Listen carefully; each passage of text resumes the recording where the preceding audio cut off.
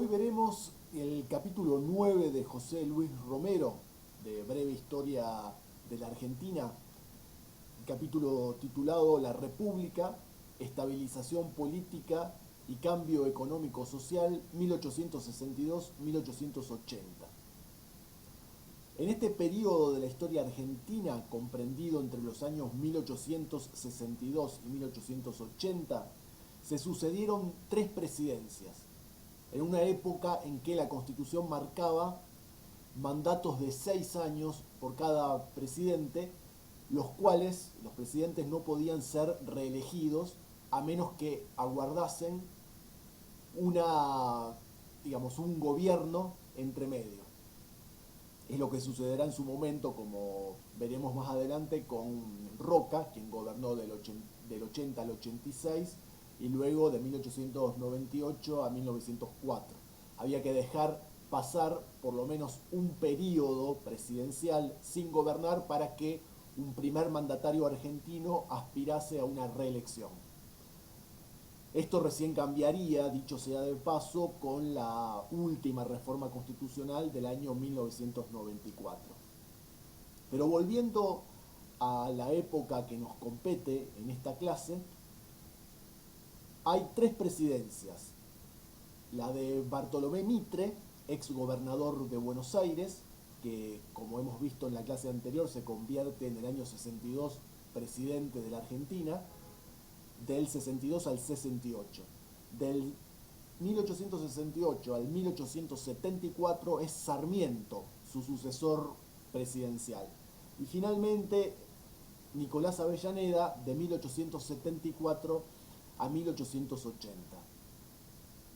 Durante este periodo se afianza el orden institucional de la República unificada, por primera vez ya de manera definitiva. Y se produce un cambio profundo en la estructura social y económica del país.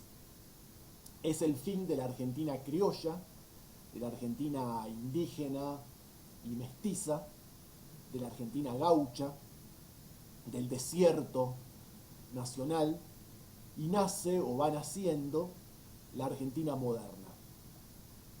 La problemática relación entre la provincia de Buenos Aires y el gobierno nacional se acentúa en estos años, la famosa cuestión capital.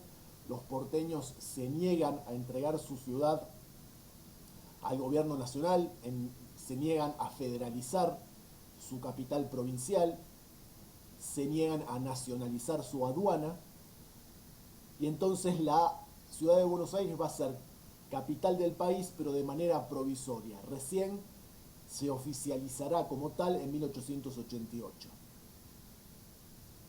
Las relaciones interprovinciales se van fijando, los límites, hay una tensión entre los federales y los unitarios, entre el interior y Buenos Aires, que se renueva.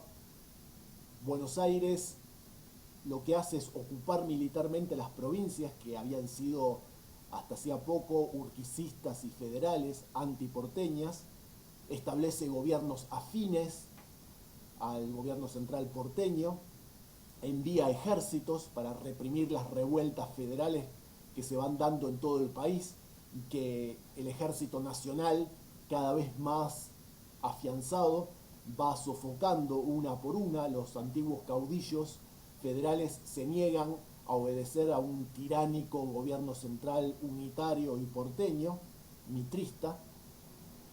Gradualmente se suprimen las milicias provinciales y se crea un ejército nacional. Se redactan códigos de leyes. Estoy hablando del periodo de estas tres presidencias, de 1862 a 1880. Hay rasgos comunes que recorren las presidencias de estos tres hombres que hemos citado. Se redactan entonces códigos de leyes, se realiza el primer censo nacional, se fomenta la educación y la salud pública. El proyecto de país, este proyecto de país moderno, hay que decirlo, es llevado a cabo por una minoría de estancieros, esto es de latifundistas, de terratenientes y de profesionales salidos de ella. El gobernador porteño Mitre, gobernador de la provincia de Buenos Aires hasta 1861, derrota militarmente, como ya hemos narrado, a Urquiza en ese mismo año. Es resistido por los caudillos provincianos, se convierte primero en presidente provisional, luego en presidente ya oficializado del país, del 62 al 68. Su victoria es la victoria de Buenos Aires sobre el interior. A este proyecto unificador porteño se suman, en verdad, numerosos provincianos, aunque estos formen minoría en las provincias, entre ellos el unitario Domingo Faustino Sarmiento, quien hemos analizado en su momento su vida, su obra y su ideología. En estos años él va ocupando diversos cargos públicos hasta alcanzar la presidencia. El interior del país veía el acuerdo entre Urquiza y Buenos Aires. Buenos Aires prácticamente se deja derrotar en la batalla de Pavón y entrega el mando, el virtual mando del país, a Mitre y a los porteños. Este acuerdo es visto en el interior como una alianza entre las regiones privilegiadas del país, es decir, la provincia de Buenos Aires y el litoral, las provincias más cercanas a Buenos Aires, como ser Córdoba, Santa Fe, Corrientes, Entre Ríos, que tienen salida directa al mar y están más cerca del mismo, a través de los grandes ríos argentinos, tales como el Uruguay, el Río de la Plata y el Paraná, poseedores de puertos que exportan cueros, trigo, carne salada al exterior del país, que están en contacto con el resto del mundo, que comienzan a recibir inmigrantes. Es la zona más fértil del país, asimismo, la más poblada. En primer lugar Buenos Aires y en segundo lugar las provincias vecinas, las que conforman el llamado litoral. Estas provincias entonces del interior, del litoral, del interior del país al mismo tiempo, se desgajan de este, por así decirlo, y hacen alianza o forman alianza con Buenos Aires, traicionando al resto del país. De todas maneras, como ya hemos explicado, hay un vasto territorio que en teoría es nacional, pero que se haya sustraído a la autoridad directa y efectiva del Estado. Es el caso de aproximadamente la mitad del territorio actual de la Argentina bajo dominio indígena, especialmente araucano o mapuche, en el sur y centro del país. Entonces, el país desde el año 1852, se divide en tres regiones: Buenos Aires, litoral e interior, y en dos partidos, federal y liberal. El liberal es el antiguo partido unitario. De estas tres regiones del país, Buenos Aires y el litoral forman un bloque, una alianza, conformado este bloque por las provincias de Buenos Aires en primer lugar, Santa Fe, Córdoba, Corrientes y Entre Ríos. Por aquel entonces no existe la provincia de Misiones, sino que el territorio de la futura provincia de Misiones forma parte de Corrientes. Entonces estamos hablando de toda la Mesopotamia argentina que forma parte del litoral y concierta una alianza con Buenos Aires, Santa Fe y Córdoba. El Partido Federal, por su parte, agrupaba a las oligarquías provincianas. Estaba a favor de la autonomía de las provincias y un gobierno central que fuese más un representante de los intereses general del país, una suerte de coordinador de interés nacional que esté por encima de los intereses provinciales, pero que no los ahogue, como sí proclamaban o pretendían los centralistas porteños, liberales y unitarios.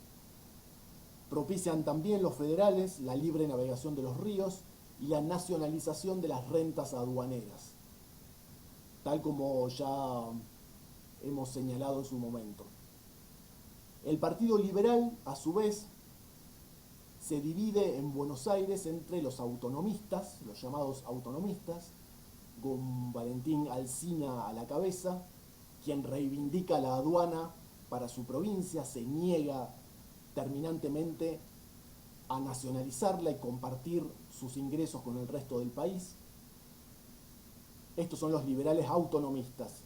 Y del otro lado, como una rama del mismo Partido Liberal, están los nacionalistas, con Mitre como líder, que es primero gobernador de Buenos Aires y luego presidente de la Nación, como ya hemos dicho, los cuales adoptaron una postura más flexible, aceptaban la nacionalización de los privilegios económicos de Buenos Aires, propiciaban claramente un gobierno fuerte, centralizado en Buenos Aires, pero con cierta participación de los provincianos y ciertas alianzas con ellos. En estos años decrece la demanda de carne salada en los países esclavistas. El esclavismo como sistema político va desapareciendo en los pocos países donde aún existía, el caso del sur estadounidense, el caso de la colonia, todavía colonia española de Cuba, el caso de Brasil, que es todavía un imperio y hacia 1880 se convertirá en una república donde existe, al menos en teoría, la igualdad frente a la ley, donde todos son libres y donde la esclavitud no existe. Y este proceso se irá extendiendo en el mundo entero, el fin de la esclavitud. Recordemos que los esclavos negros consumían masivamente la carne salada de países como la Argentina, sobre todo, que es una carne que lograba de esta manera conservarse mucho tiempo, en un periodo de la historia en que el frigorífico aún no había sido inventado, el sabor de la carne no era bueno, la calidad inferior, pero alimentaba, nutría, se conservaba durante largo tiempo, era relativamente barato este alimento y servía para mantener a los esclavos sin excesivos gastos por parte de sus amos, de sus dueños. Esta situación se va modificando y el mercado internacional ya no va a pedir, no va a necesitar carne salada. Es más, hacia 1880 se inventa el frigorífico, entonces va a ser la carne congelada la que va a empezar a exportarse desde Argentina, una carne más refinada, producto directo del mestizaje de razas europeas, de razas vacunas que llegan del viejo continente. Nace la famosa Holando argentino, y la producción de carne se orientará de otra manera, como veremos más adelante mejor. Aumenta también en estos años la demanda de cereales y de lana en los países industrializados.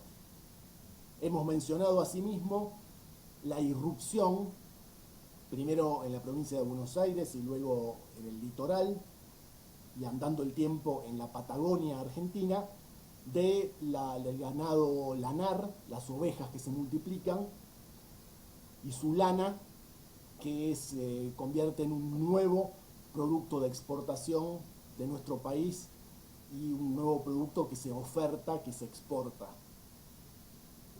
y que es urgentemente demandado y necesitado por los países industriales como Inglaterra. Recordemos también que Argentina conforma una estrecha sociedad comercial con Gran Bretaña. También aumenta la demanda de cereales, especialmente el trigo, que principia a ser cultivado cada vez más en la llanura pampeana. Hay un comienzo de inmigración europea, un establecimiento de colonias agrícolas, fundación de pueblos y ciudades. Llegan principalmente españoles e italianos. Este proceso se va a acentuar notablemente a partir de 1880, pero ya se está forjando en este periodo que vemos hoy. Los campos van siendo cercados, se establecen los límites entre los latifundios, las grandes extensiones privadas de tierra, las estancias. Los nuevos inmigrantes, generalmente españoles e italianos, no tienen garantizado el acceso de la tierra, acceden de manera limitada en algunos casos, provienen por lo general de los sectores más pobres y menos calificados de Europa, de sus respectivos países, y se concentran en el litoral y en las grandes ciudades. Pocos de ellos van a establecerse en el interior más profundo del país, que va a conservarse criollo, mestizo e incluso indígena.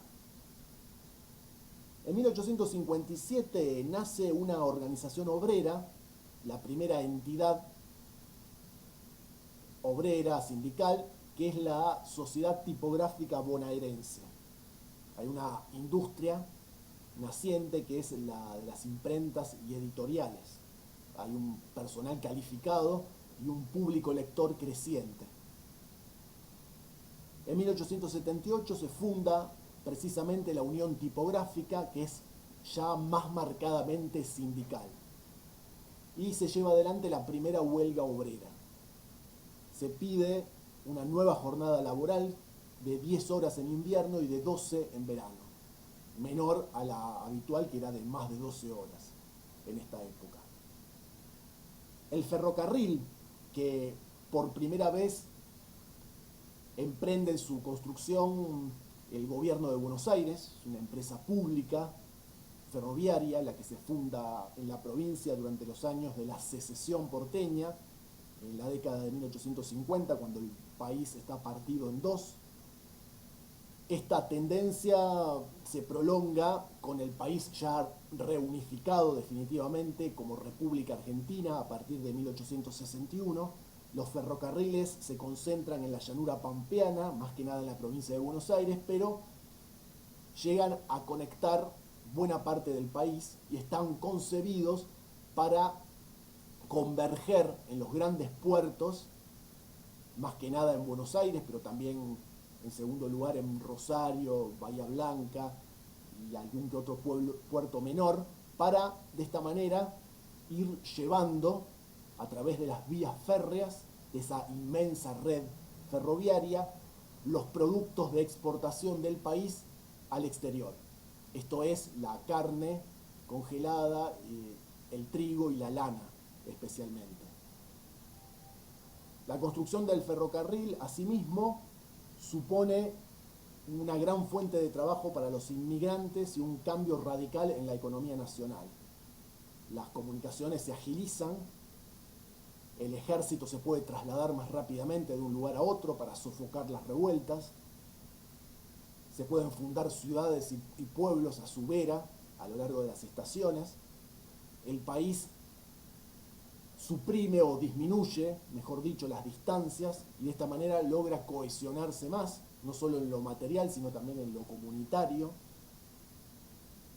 Se fundan colegios nacionales, en la ciudad de Buenos Aires ya había uno, el famoso Colegio Nacional de Buenos Aires, creado o promovido en su momento por Rivadavia.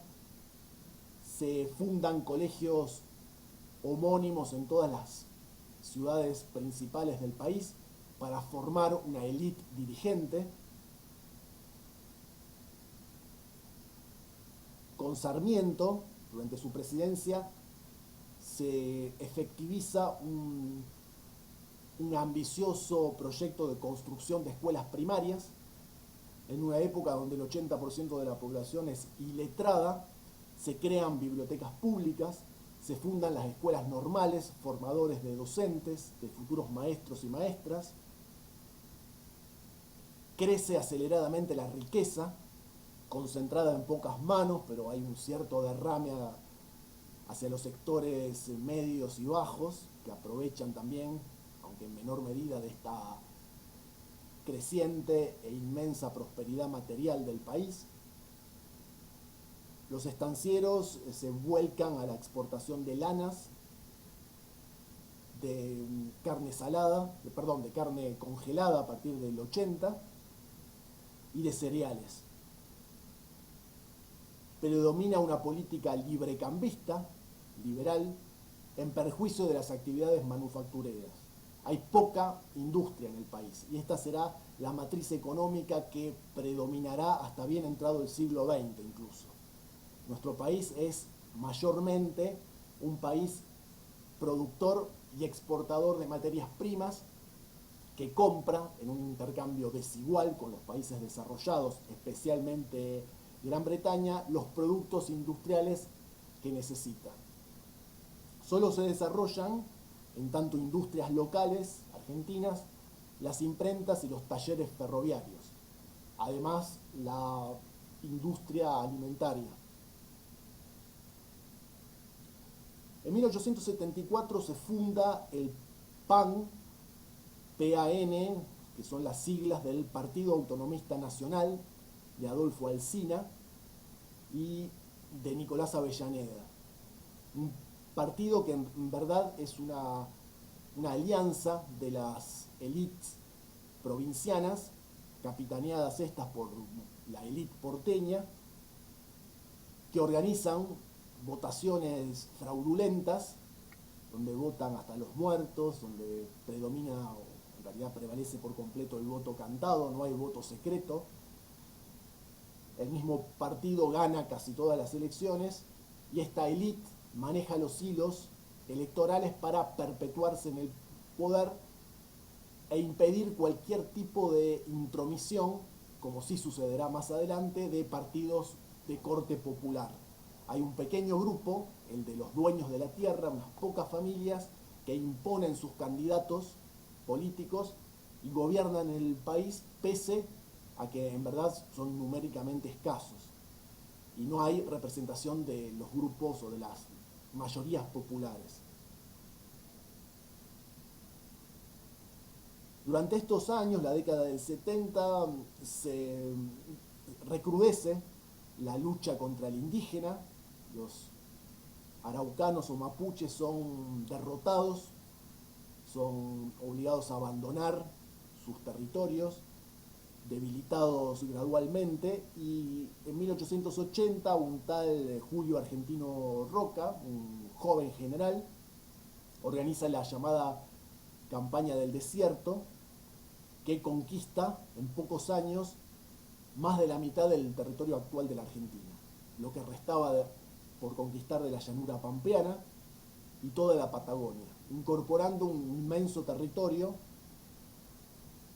como ocupación efectiva del país, creando territorios nacionales que luego se convertirán en nuevas provincias, afianzando de esta manera el poder central y acorralando a los indígenas o exterminándolos, acorralándolos en pequeños territorios, sometiéndolos a una situación de marginalidad definitiva, estructural, e incorporando enormes territorios al latifundio, especialmente en la llanura pampeana, las nuevas estancias de las familias de la élite, entre ellas la familia Roca, van a tener nuevos y enormes campos donde desarrollar actividades agrícolas ganaderas. Lo mismo sucederá en la Patagonia, donde la actividad económica rural se centrará en la cría del ganado lanar, de las ovejas.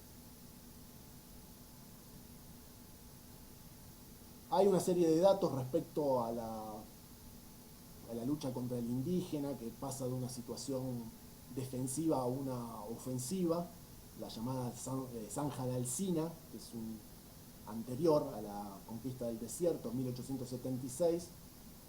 Adolfo Alsina, ministro de guerra del presidente Avellaneda, lo que hace es excavar una enorme zanja de varios cientos de kilómetros de largo en el interior de la provincia de Buenos Aires para impedir el paso de los indígenas, de los malones indígenas, cosa que consigue a medias, y estableciendo a su vez una cadena de fortines, de pequeños fuertes con soldados pertenecientes al Ejército Nacional para poder frenar la circulación de los malones indígenas, de los grupos de indios a caballos que se desplazan desde sus territorios hacia los territorios cristianos para saquearlos. Esta es una posición defensiva que se va a ir convirtiendo gradualmente en una posición ofensiva cuando los indios vayan siendo derrotados paulatinamente y ya liquidados a partir de 1879 y los años subsiguientes con la expedición al desierto de Roca, quien, como veremos, en 1880, como resultado de esta exitosa operación militar, se convertirá en el nuevo presidente de la Argentina para el periodo 1880-1886. Pero esta es una época, un periodo posterior que veremos en el segundo cuatrimestre. Buenos Aires, como es lógico, como era previsible, se convierte en la principal beneficiaria, en tanto ciudad y provincia, del desarrollo económico. Hay un marcado proceso de europeización. La ciudad de Buenos Aires aumenta en cantidad y en calidad su edificación, se construyen grandes edificios públicos y privados, se abren enormes bulevares y avenidas. Buenos Aires, como nueva capital del país, deviene una ciudad de fisonomía europea que se va pareciendo cada vez más y va alcanzando el nivel de las grandes metrópolis del viejo continente y de la América del Norte, tales como Nueva York, París, Londres, Berlín, etc.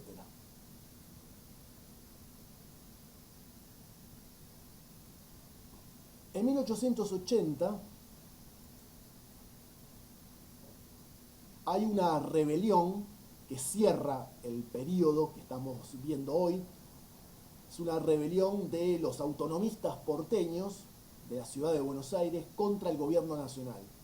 Los autonomistas porteños, capitaneados por Carlos Tejedor, gobernador de la provincia de Buenos Aires, están en contra de la sujeción de su provincia y de su ciudad al gobierno nacional. Y desde ya a compartir, como ya hemos explicado, la aduana, los ingresos de la aduana de Buenos Aires con el resto del país. La nacionalización de la aduana porteña. Son derrotados militarmente los seguidores de Tejedor. El Ejército Nacional sofoca esta rebelión porteña y lo que hace el Congreso Nacional es aprobar una ley nacional, una nueva ley que federaliza la capital porteña. La ciudad de Buenos Aires deja de ser la capital de la provincia homónima, de la provincia de Buenos Aires. La provincia de Buenos Aires pierde su capital, se ve obligada a fundar una nueva ciudad, la ciudad de La Plata, a 50 kilómetros de la ciudad de Buenos Aires. Y la ciudad de Buenos Aires, propiamente dicha, se convierte en la capital federal de la República Argentina. Es un breve territorio de unos 200 kilómetros cuadrados, un municipio que va a depender a partir de este momento directamente del Poder Ejecutivo Nacional. Va a ser una ciudad que no es una ciudad autónoma como en la actualidad, sino que es un distrito que está gobernado de manera directa por el presidente de la Nación, quien elige al intendente de Buenos Aires. Y en este escueto territorio de la ciudad de Buenos Aires, la capital federal, van a residir los tres poderes del Estado Nacional. Esto es el poder ejecutivo, el poder legislativo y el poder judicial. Va a haber que esperar a la reforma, la última reforma constitucional de 1994 para que Buenos Aires se convierta en ciudad autónoma, emulando prácticamente, o equiparándose, mejor dicho, con las restantes provincias como un distrito más. En la actualidad, la ciudad autónoma de Buenos Aires es prácticamente una provincia en miniatura. No así en el periodo 1880-1994, cuando fue la capital federal de todos los argentinos, un territorio dependiente del Poder Ejecutivo Nacional. De esta manera se zanjaba la vieja disputa entre la ciudad de Buenos Aires y el resto del país. La ciudad de Buenos Aires pasa a ser, al menos en teoría, propiedad de todos los argentinos, tanto de los porteños como de los provincianos.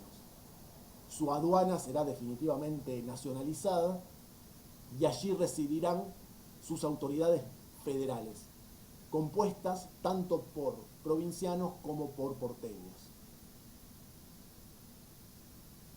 Ya he mencionado los rasgos principales del periodo 1860 y 1862-1880 en nuestro país, pero me olvidé de señalar una guerra que se extiende entre las presidencias de Mitre y de Sarmiento, de 1865 a 1870, que es la tristemente célebre Guerra del Paraguay o Guerra de la Triple Alianza, que enfrentó, por un lado, a un pequeño país situado en el centro de Sudamérica, sin salida al mar, esto es Paraguay, por un lado, y enfrente una triple alianza compuesta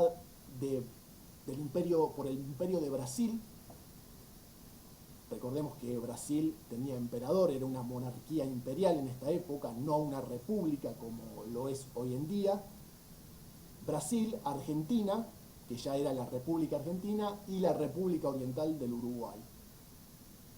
Es un largo conflicto el que se da en esta parte del subcontinente americano, de la América del Sur. Paraguay es un país férreamente y dictatorialmente gobernado por Francisco Solano López, que es su presidente, dictador y máximo caudillo. El Estado paraguayo controla la mayor parte de la economía, es dueño de la tierra, un sistema económico cuasi comunista en algún punto. Hay una enorme igualdad, una naciente revolución industrial, un desarrollo industrial autónomo en territorio paraguayo. Los paraguayos construyen sus propias máquinas, sus propios ferrocarriles, sus propios rieles, contratan técnicos extranjeros para alentar este desarrollo industrial que en el resto de América Latina es por completo desconocido. Conforman una economía cerrada. El Estado vende la yerba, que es el principal producto de exportación paraguayo, al exterior, concede sus tierras a los campesinos, a las familias campesinas paraguayas, conforma un poderoso ejército y está virtualmente aislado del mundo con una economía protegida, un régimen autoritario, pero con ciertos ribetes de un proyecto nacionalista y antiimperialista. Es un mercado, el paraguayo, que está por completo sustraído a la influencia de la máxima potencia mundial del momento, que no es otra que Gran Bretaña, a su vez la primer potencia industrial del planeta. Entonces los británicos, con sus aliados socios menores, entre ellos el gobierno argentino, Bartolomé Mitre es el presidente cuando se inicia la guerra, lo que quieren es incorporar a Paraguay al mercado internacional controlado en ese momento por Gran Bretaña y colocar sus productos allí, anular por completo todo desarrollo industrial autónomo de los paraguayos, condenar a este país a ser, como los restantes países latinoamericanos, un mero productor de materias primas, establecer, como en los restantes países subdesarrollados, un intercambio comercial desigual con los grandes países industriales, especialmente Gran Bretaña, y de esta manera abortar todo conato de independencia económica del país. La guerra es un desastre para los paraguayos, que son derrotados, el país arrasado, devastado. Se destruye toda posibilidad de emancipación económica del Paraguay, se cercena su territorio, la provincia de Formosa, por caso, que era territorio paraguayo, pasa a formar parte de la República Argentina. Los brasileños se quedan con territorios todavía más importantes, más extensos, que habían sido antiguamente de los paraguayos. Y desde ese entonces hasta la actualidad el Paraguay no se recuperó nunca plenamente. Entonces es una guerra a tener en cuenta, a no olvidar y a detenerse especialmente a analizarla por sus implicancias no solo contemporáneas, de la época en que se desarrolló, sino su vigencia actual, esta relación desigual que se da entre países como los nuestros y países como Gran Bretaña. Algo que retomaremos en su momento porque es un punto crucial a la hora de entender la historia y el presente de nuestro país y de otros países del llamado tercer mundo.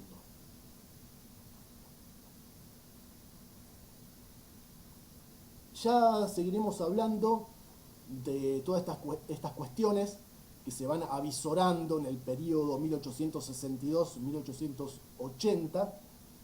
Hay un proceso que en realidad no culmina en estos años, sino que está principiando, está esbozándose y se va a acentuar a partir de 1880.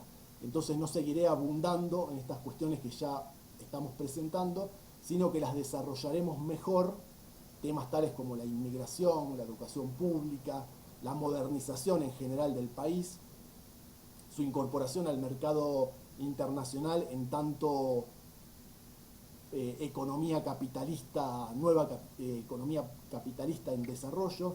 Todo eso lo veremos en el segundo cuatrimestre cuando estudiemos el periodo que se inaugura en el año 1880.